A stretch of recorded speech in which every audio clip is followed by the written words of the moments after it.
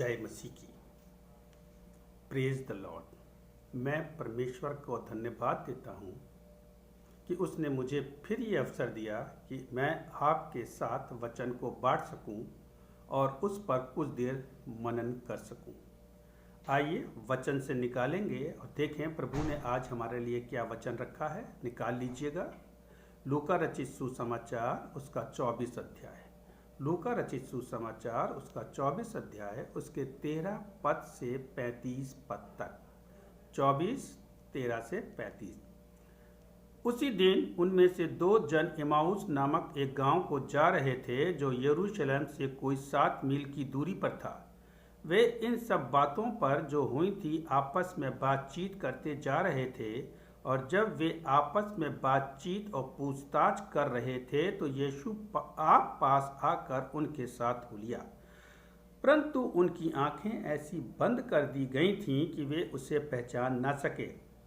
उसने उनसे पूछा, ये क्या बातें हैं जो तुम चलते चलते आपस में करते हो? वे उदास से खड़े रह गए।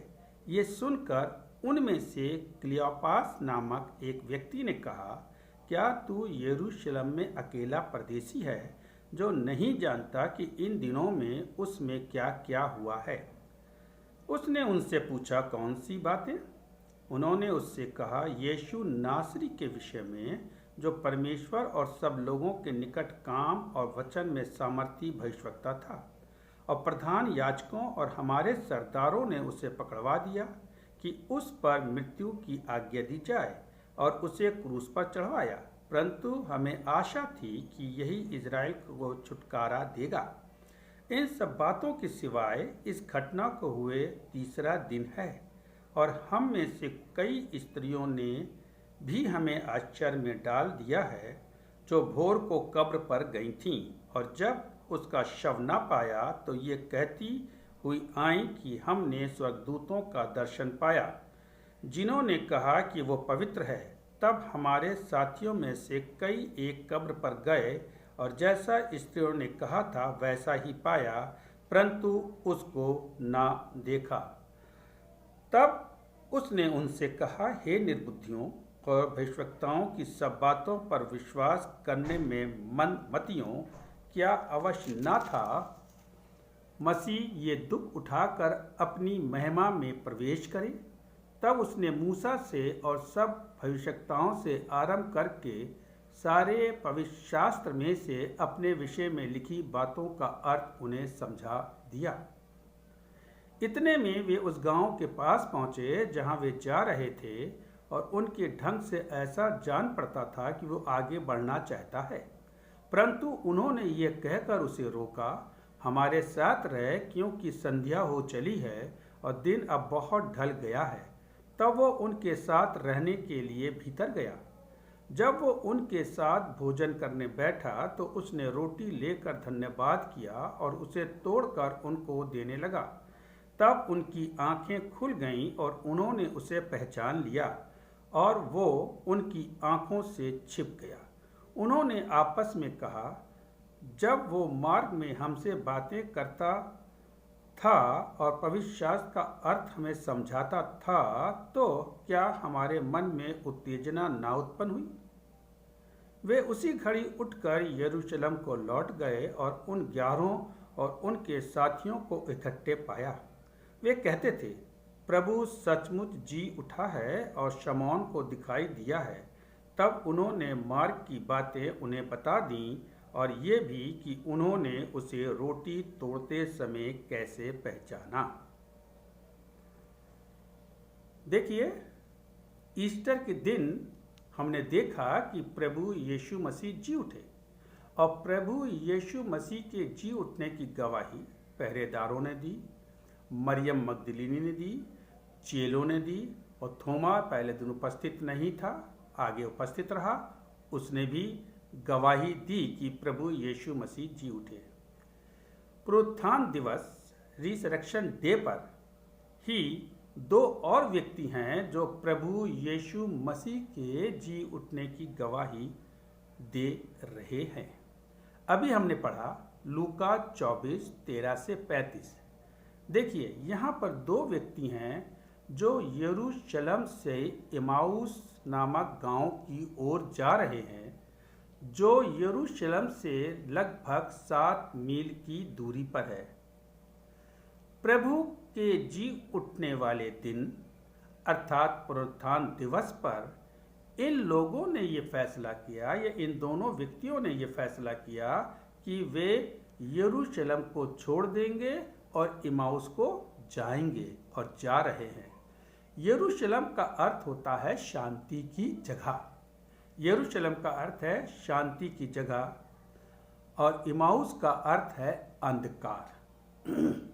दोनों व्यक्ति ज्योति व शांति, या ये कह लीजिए कि शांति की जगह से अंधकार की ओर जा रहे हैं। दोनों ने प्रभु यीशु मसीह, जो शांति के राजकुमार थे, जन्म के समय उनके बारे में ऐसा कहा गया था और हमने सुना है, उसी शांति के राजकुमार के साथ इन दोनों व्यक्तियों ने यरूशलेम में बड़ा आनंद मनाया था।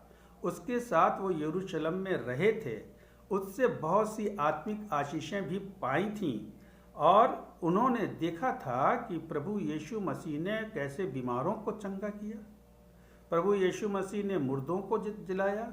उन्होंने देखा था कि प्रभु यीशु मसीह ने 4000 की 5000 की भीड़ को खिलाया और उन्होंने प्रभु के बहुत से आश्चर्यजनक कार्यों को भी देखा था। परंतु बड़े आश्चर्य की बात है कि आज के दिन अर्थात पुनरुत्थान दिवस पर ही इन्होंने शांति के स्थान को छोड़ करके, ज्योति के स्थान को छोड़ करके अंधकार के स्थान पर जाने का फैसला कर लिया है और वे रास्ते में जा रहे हैं। ये दोनों पहले पापी रहे होंगे और बिल्कुल थे। प्रभु यीशु मसीह ने इनके पाप क्षमा किए थे और पाप इनके क्षमा किए गए थे। ये पहले अंधकार में थे, पाप में थे, फिर ज्योति में लौट कर आए थे। परंतु ये क्या, आज ये फिर शांति की जगह अर्थात ज्योति से अंधकार की ओर, गुनाह की ओर चले जा रहे हैं। देखिए, एक व्यक्ति के बारे में बाइबल बताती है कि वो यरूशलेम से यरीहो को जा रहा था।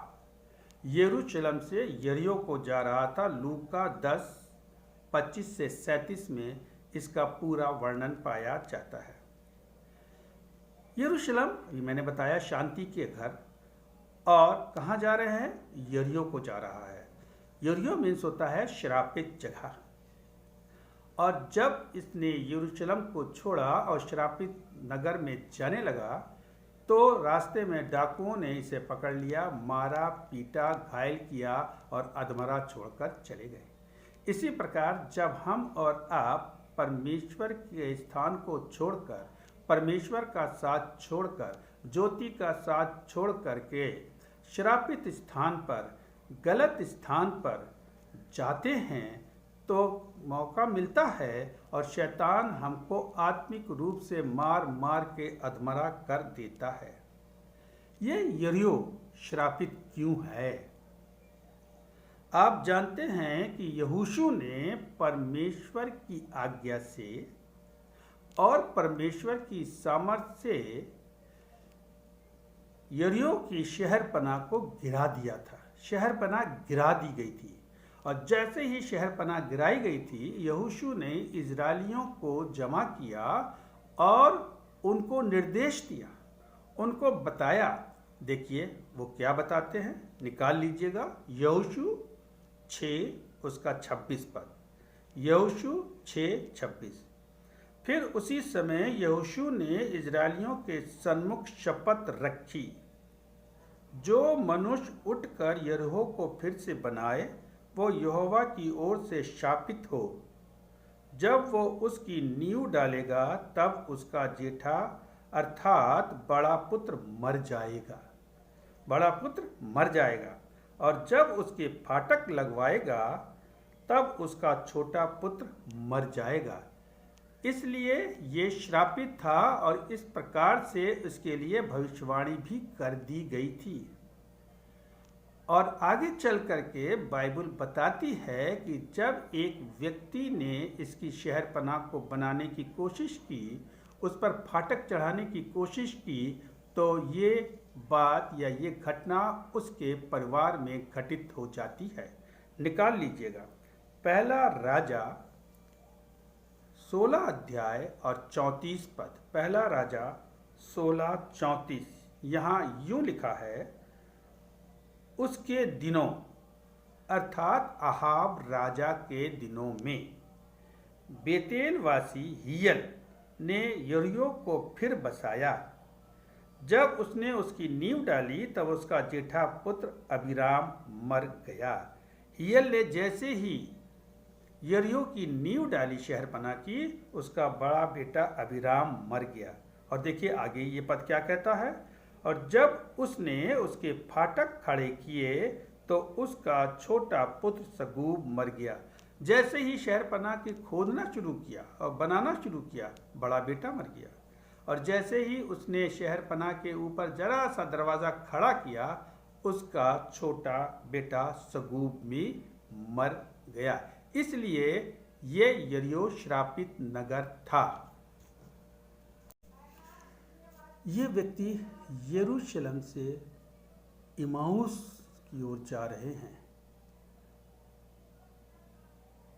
यरीहो की ओर जा रहे हैं, और शैतान ने उनके आत्मिक जीवनों को बिल्कुल बर्बाद कर दिया है। अब वह आत्मिक रूप से बिल्कुल मुर्दा ही हो गए हैं। आइए हम एक और उदाहरण को देखते हैं। नियोमी, जो कि यरूशलेम के बैतलहम में रहती है। बैतलहम मीन्स रोटियों का घर। बड़े आराम से है, प्रभु के हर एक आशीष उसके साथ है। उसका पति है, उसके 2 बेटे हैं, बहुत आराम है। परंतु अचानक बैतलहम में अकाल पड़ जाता है, और अकाल पड़ने पर वो बैतलहम को छोड़ देती है, उस रोटी के घर को छोड़ देती है और मुआब देश चली जाती है। मुआब देश मीन्स नापाक अशुद्ध देश। वो नापाक अशुद्ध देश में अपने पति अपने बेटों को लेकर जाती है। ये एक बहुत बड़ी गलती उसके जीवन में हो रही है। और वहाँ जाकर वो एक और बड़ी गलती करती है, वो अपने दोनों बेटों की शादी मुआबी स्त्रियों से कर देती है। अब देखिए समय कैसा पलटा खाता है। और नियोमी का पति मर जाता है, और समय के अंतराल पर उसके दोनों बेटे भी मर जाते हैं। इधर इसकी ये हालत है, उधर बैतलहम में फिर से अच्छा मौसम आ गया, अकाल समाप्त हो गया, भरपूर फसल होने लगी। अब ये फिर से बैतलहम जाने का निर्णय करती है। ये बहुत अच्छा निर्णय है। और अपनी बहुओं से, ओरपा से, रूत से कहती है कि तुम लोग रुक जाओ, यहीं रहो।